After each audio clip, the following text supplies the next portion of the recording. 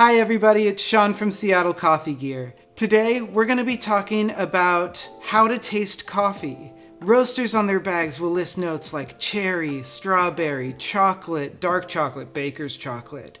And it's kind of hard to take a sip of coffee and think beyond, wow, that tastes like coffee. We're going to be working through everything that lets you get all the way down to those fine notes. Before we get started, be sure to like this video and subscribe to our channel. This will help you keep up on our coffee education content, tips and tricks, and machine reviews.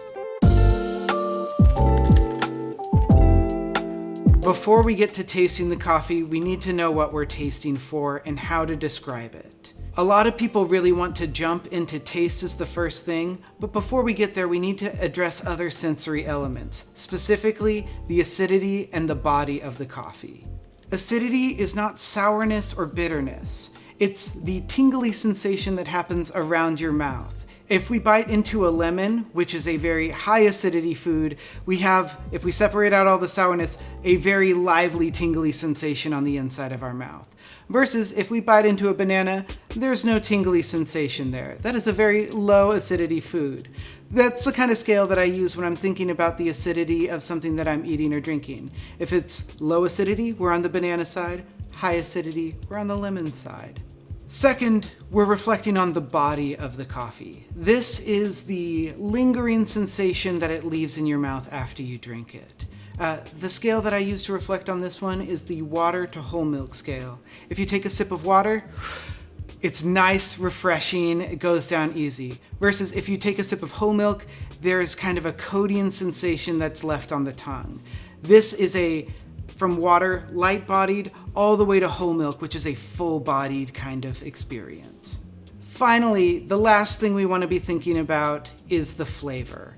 Before we start thinking, wow, does this taste like cherry or chocolate? It's helpful to notice where you're experiencing the flavor on your tongue. The tip of our tongue tastes salty flavors, the side tastes sour flavors, and the back of our tongue tastes bitter flavors. Once we sort of have that breakdown, we can start to apply professional tasting tools like the Coffee Taster's Flavor Wheel, or just use our own experience. Sometimes, finding a specific flavor is really difficult, particularly if you are new at tasting anything, really. So when we take our sip and it tastes like coffee, that's a-okay. Think of the first association you experience when you take that sip. Whether a color comes to mind, an emotion, a memory. Our sense of smell and taste are the most closely linked senses to memory that we experience in the human body. So those associations are important. Say you take a sip of a coffee and it tastes like a spring day sitting in a park where there's a cool breeze. That's okay, and that is a very valid thing for you to experience. Maybe eventually that cool breeze translates into a citrus note, or that citrus note translates into lemon zest.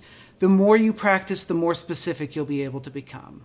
Now we are ready to taste our coffee, but we're not going to start with sipping it. We're going to start by smelling it and getting an idea of the coffee's aroma. Does the aroma have a fruit note in it? Red fruit, orange fruit? Maybe a color comes to mind. This is okay too. A coffee can smell red if you want it to. After we've thought about the smell of the coffee, we are going to slurp it.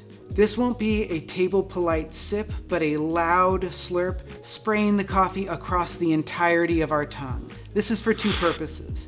One, we are going to cool the coffee down. Likely you've just brewed very hot coffee. We don't want any burns to happen. Two, this will allow you to taste the full experience of that coffee.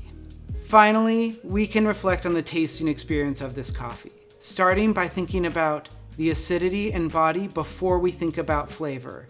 These can be distracting and make flavor hard to pin down. When we think about flavor, there are the descriptions on the bag, but whatever comes to you is correct. This is how you experience the coffee today as you brew it. So really, it's all about making coffee you enjoy.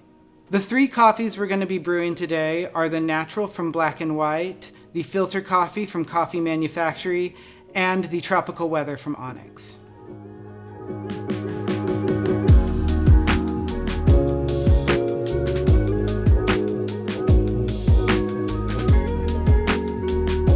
All right, So now we've got some coffee brewed up. I'm gonna do a tasting and I invite y'all to do it with me. We're gonna be trying different coffees, but let's go for it. I'll be doing the natural from Black and White. Starting off with the smell. This is one of my favorite coffees. It has kind of like a blackberry forward smell. I really enjoy it, just like rich purple fruit. And now we'll slurp. Before we think about the flavor, we definitely want to focus on the acidity and body. I brewed this on a tighter ratio today, so it's a little bit more medium-high acidity and a medium body. I'll do one more slurp for flavor. This coffee has kind of like a purpley vibe. If I were to like put flavors on it, blackberry jam kind of settling into milk chocolate. And that's it for Coffee Tasting 101. I hope you were brewing along and trying out a coffee with me. Did you notice any different flavors in your coffee? Let us know in the comments down below. In the description below, you'll find links to all of the products we used in our video today. In addition, you'll find a sign up for our email newsletter that has awesome sales, videos, and cool coffee information.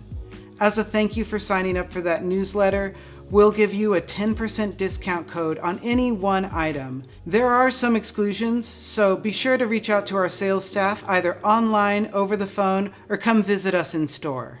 Thank you so much for watching. Keep making coffee you love.